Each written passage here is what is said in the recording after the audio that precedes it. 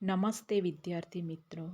આજે આપણે ટેટ 1 માટે ખૂબ જ મહત્વનો ટોપિક છે ગુજરાતી કન્ટેન્ટ, જે નવા અભ્યાસક્રમ આધારિત ધોરણ 1 ગુજરાતી પાઠ્યપુસ્તક વિષય વસ્તુ પ્રમાણેના MCQ જોવાના છે, જે પરીક્ષાની દ્રષ્ટિએ ખૂબ જ ઉપયોગી અને ખૂબ જ મહત્વના છે. ચાલો તો વિદ્યાર્થી મિત્રો, આજે આપણે શરૂ કરીએ. પ્રશ્ન નંબર 1. ધોરણ 1 ગુજરાતી પાઠ્યપુસ્તક વિષય સલાહકાર કોણ છે? તો ધોરણ 1 ગુજરાતી પાઠ્યપુસ્તકના વિષય સલાહકાર છે અરવિંદ ભંડારી. પરીક્ષાની દ્રષ્ટિએ આ પ્રશ્નો ખૂબ જ મહત્વના છે, તો વિડીયોમાં અંત સુધી બન્યા રહેજો. પ્રશ્ન નંબર 2. ધોરણ 1 પાઠ્યપુસ્તકમાં ચિત્રાત્મક કાર્ય કોણે કર્યું છે? તો ધોરણ 1ના પાઠ્યપુસ્તકમાં ચિત્રાત્મક કાર્ય ભાવેશ બોરીસાગરે કર્યું છે. પ્રશ્ન નંબર 3.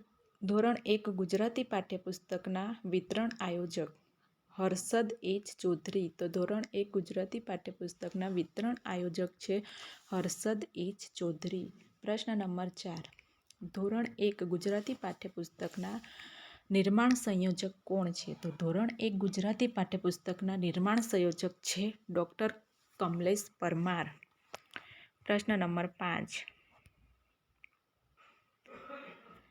ધોરણ 1 ગુજરાતી પાઠ્યપુસ્તકમાં કેટલા એકમો આપેલા છે? તો ધોરણ 1ની ગુજરાતી પાઠ્યપુસ્તકમાં કુલ 8 એકમો આપેલા છે. ઘણીવાર પરીક્ષાઓમાં 5 નંબરનો કે 4 નંબરનો કે 7 નંબરનો કયો એકમ છે, શું નામ છે, એવી રીતના પણ પ્રશ્નો પૂછાઈ જતા હોય છે. તો આ એકમો આપણને યાદ રાખવા માટે ખૂબ જ ઉપયોગી છે. પરીક્ષાની દ્રષ્ટિએ ખૂબ જ મહત્વના પણ છે. તો એમાં પહેલો એકમ છે નાના અમથા વાંદરાભાઈ. બીજા નંબરનો એકમ છે વાદળ ગરજે. ને ત્રીજા નંબરનો એકમ છે બિલ્લીને આવ્યા ચક્કર. ચોથા નંબરનો એકમ છે ચાલો જોવા જઈએ મેળો. ને 5મા નંબરનો એકમ છે રીંગણા લવ 2 4. ને 6ઠા નંબરનો એકમ છે ઉંદરનો ડર. ને 7મા નંબરનો એકમ છે ફિરકી ફર. ને 8મા નંબરનો એકમ છે નાનકડી ઢીંગલી. તો પરીક્ષાની દ્રષ્ટિએ આ 8 એકમો ખૂબ જ ઉપયોગી છે. તો વિદ્યાર્થી મિત્રો, આ બધા એકમો તમારે તૈયાર કરી લેવા. ને પ્રશ્ન નંબર 6. નાના અમથા વાંદરાભાઈને શાનો શોખ હતો? તો નાના અમથા વાંદરાભાઈને સિનેમા જોવાનો શોખ હતો. પ્રશ્ન નંબર 7. વાંદરો અને મગર વાર્તા કયા ધોરણમાં આવેલી છે? તો વાંદરો અને મગરની વાર્તા આપણે ભણી ચૂકેલા છે, પણ ઘણા બધાને યાદ હશે કે ના પણ હોય. તો વાંદરો અને મગર વાર્તા કયા ધોરણમાં આવે છે? તો ધોરણ 1 ગુજરાતી વિષયમાં આવે છે. પ્રશ્ન નંબર 8. ટીપા ટપકે ટપ ટપ ટપ. ધોરણ 1 ગુજરાતીમાં આવેલી વાર્તામાં બે ભાઈ બહેનના નામ શું છે?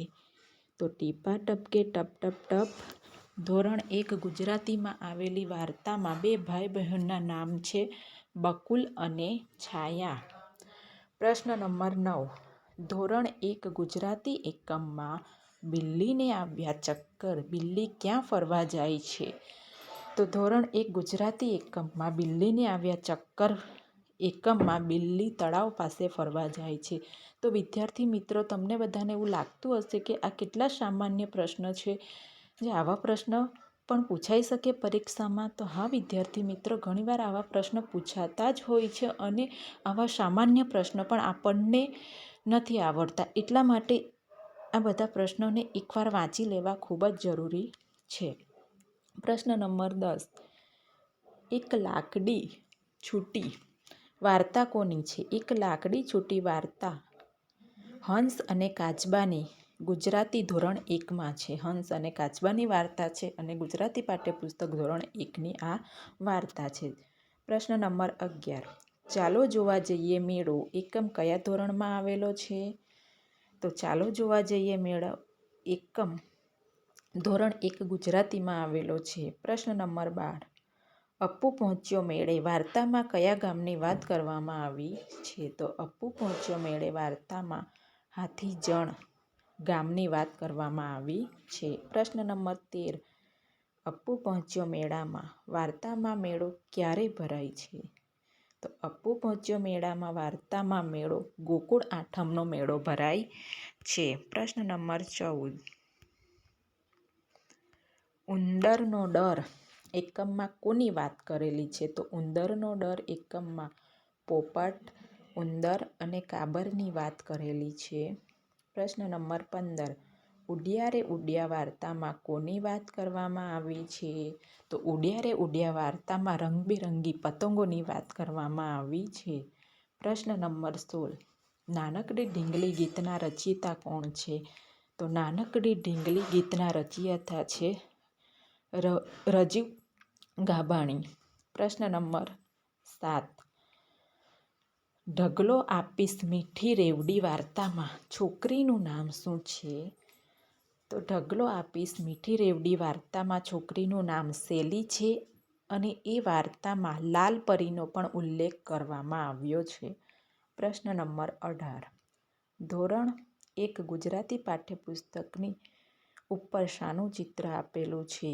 તો ધોરણ 1 ગુજરાતી પાઠ્યપુસ્તકની ઉપર મેળાનું ચિત્ર આપેલું હોય છે. ઘણીવાર આપણે પાઠ્યપુસ્તક વાંચતા હોય છે ત્યારે આપણે અંદરની વિગતો તો વાંચી લઈએ છીએ, પણ એના ઉપરના પેજ પર શેનું ચિત્ર આપેલું છે એની ઉપર ઘણીવાર નજર પણ પડતી હોય છે, પણ આપણને ખ્યાલ હોતો નથી. આવા પ્રશ્ન પણ પરીક્ષામાં ખૂબ જ ઉપયોગી છે. તો ધોરણ 1 ગુજરાતી પાઠ્યપુસ્તકની ઉપર શાનું ચિત્ર આપેલું છે? તો મેળાનું ચિત્ર આપેલું છે. પ્રશ્ન નંબર 19. ધોરણ 1 ગુજરાતી પ્રજ્ઞા આધારિત પાઠ્યપુસ્તકનું નામ શું છે? તો ધોરણ 1 ગુજરાતી પ્રજ્ઞા આધારિત પાઠ્યપુસ્તકનું નામ છે અધ્યયન સંપુટ. અધ્યયન સંપુટ નામનું જે પુસ્તક છે એમાં 4 એકમો આપેલા છે, જે આ પ્રમાણે છે. પહેલો એકમ છે અજબ ગજબ, બીજા નંબરનો એકમ છે વરસાદની મોજ, ત્રીજા નંબરનો એકમ છે કાબર ચકલા કબૂતર ને ચોથા નંબરનો એકમ છે ઘર અને ગુફા. વિદ્યાર્થી મિત્રો, વિડીયો તમને કેવો લાગ્યો કમેન્ટમાં જરૂર જણાવજો. Thank you.